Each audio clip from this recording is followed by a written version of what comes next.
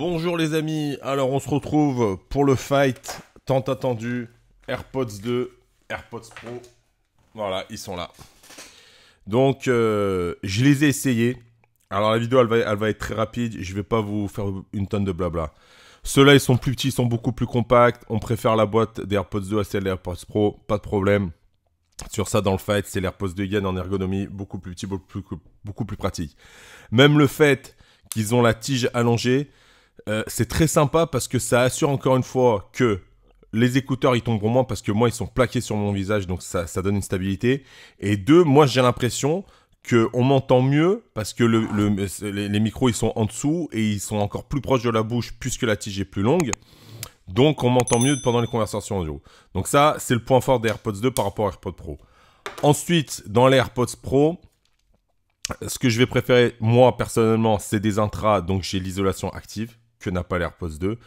Essayez des AirPods 2 dans un train ou un truc où il y a du monde. Alors vous allez entendre votre musique mais en fond, vous ne serez pas tout vraiment imprégné, immergé.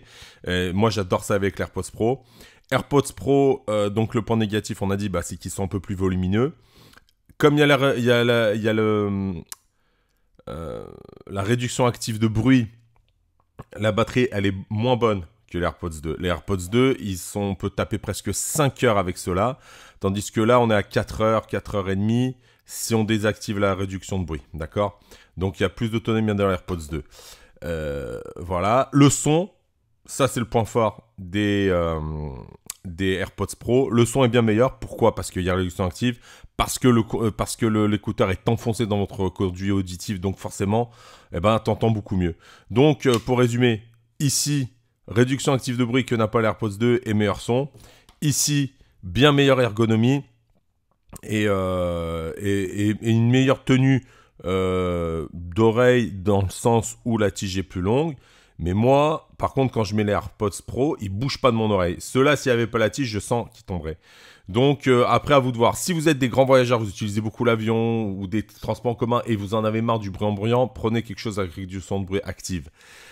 Si c'est justement pour avoir un petit fond de musique, mais tout en restant attentif à ce qui se passe aux alentours, prenez l'AirPods 2, c'est aussi un excellent produit. Donc voilà, ça c'était mon fight entre les deux.